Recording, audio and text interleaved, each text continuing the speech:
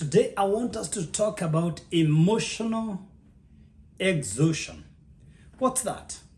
Emotional exhaustion is feeling depleted emotionally, drained and worn out by work or close relationships. That feeling of burnout, being stuck or trapped in your situation.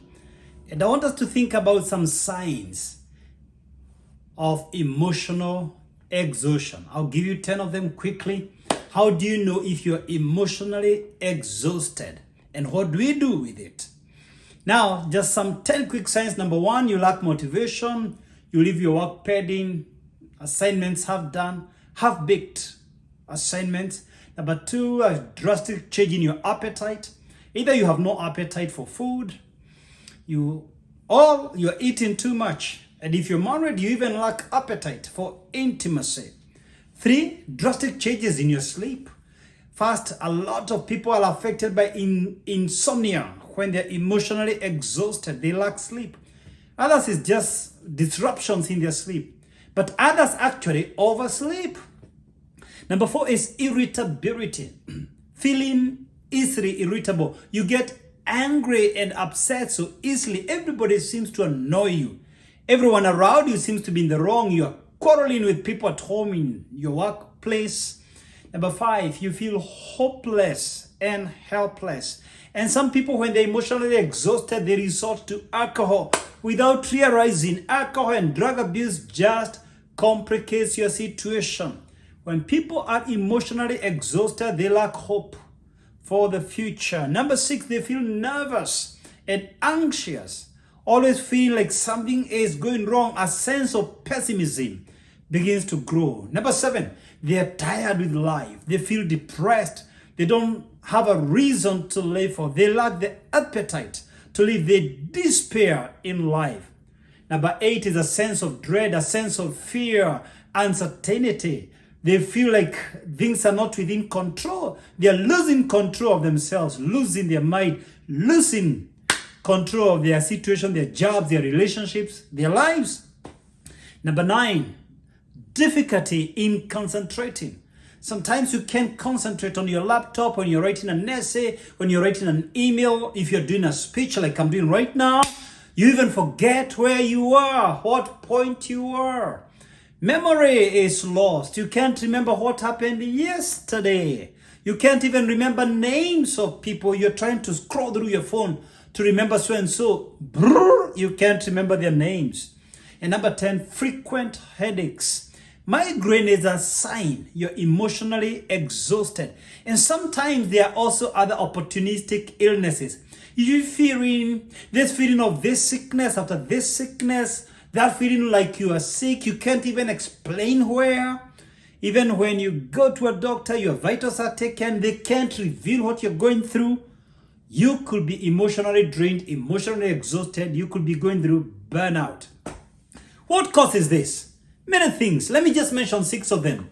One is intense schooling, especially graduate school. But this can even happen to a high school student. You're overwhelmed by your schoolwork, by assignments. You could be doing your master's degree or even your undergrad or your diploma, because we have different capacities to handle schoolwork. And of course, our schoolwork is also influenced by other realities back at home. Number 2, it could be long working hours, or the nature of your work, or the pressure you're given by your boss, the work target. Number 3, it could be financial stress. You're not sure how you're going to pay your rent or your mortgage or your car loan or any other bank facility you have. You're not able to make ends meet. The loans are piling up, they're building up. Your debt portfolio is way higher than your income. Number 4, it could be too much demand from your relationship. Sometimes our partners, our children, our parents can expect too much than we are able to give. Number 5, it could be a chronic illness. You're living with a life condition that has been stressing you. Maybe you have something, you're trying to manage diabetes, you're trying to manage heart failure, you're trying to manage blood pressure. You could be living with a condition, a life situation, a life illness, and this stresses you so much. Your leg, your head could have been amputated, or you lost your eye, And this affects your self-esteem, your self-image. Number 6, you could be taking care of someone with a chronic condition, or the elderly, the senior, and they're exhausting you emotionally. This is too demanding because you have to add your responsibilities to your work. And some of them may not even be grateful or appreciative of your efforts and your sacrifices. And this can emotionally deplete you and drain you and exhaust you. What do we do if we are going through emotional exhaustion? A couple of things. Of course, if it's cool stressing you and draining you emotionally, it's okay to take a break. Who said you must complete that PhD in 3 years? I did my PhD in 3 years, but I was all alone. I graduated alone. We are gifted differently and we live in different seasons. We are going through different situations, different circumstances. You are not in competition with anyone. It's okay to take an academic break. And you might even want to consider a change of your career path. It could be that degree that is stressing you. Chances are there are no underlying issues. Maybe just a change of the degree you're doing will make all the difference. If it's your workplace stressing you, consider talking over it with your boss. Consider discussing the same with your boss.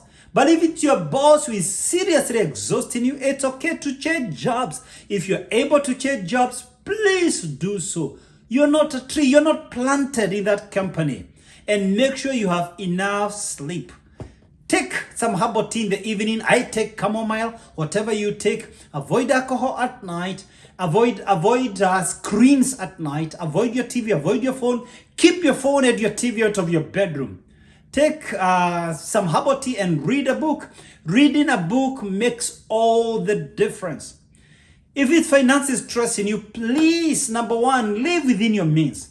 Stop exaggerating your lifestyle. Stop consuming before you produce. And learn to be grateful for what you have. There are many people who earn less than you and they're not financially stressed. Many out there. You've got to learn to appreciate where you are and to live within what you can afford. Don't try to consume what you're not producing. If it's demand from your partner that is stressing you, discuss with your partner. Seriously, sit down, talk. Talk over it. Find solutions. You can't go wrong when you're together. And if you cannot agree on a solution, it's okay to see a marriage counselor, a professional marriage counselor. It's okay to get a third-party perspective on how to set your family goals. Don't try to commit things you can't give your child. Promise the holidays you can afford.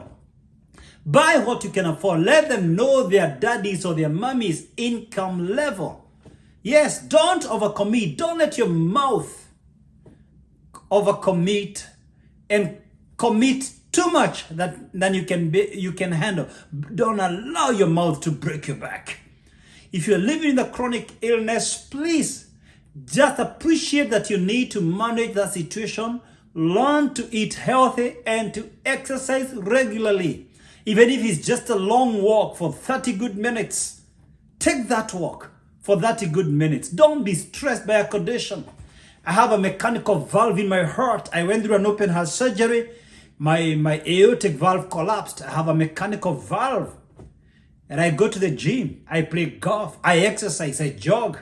And I'm not saying you're like me. I'm not like you. But you know what? You don't have to be stressed by what you have no control over. If you can control it, control it. If you can't control it, accept it, manage it, and commit yourself to God in prayer. There are many people who have life conditions, but they don't go berserk because of a life condition. They manage it with sobriety.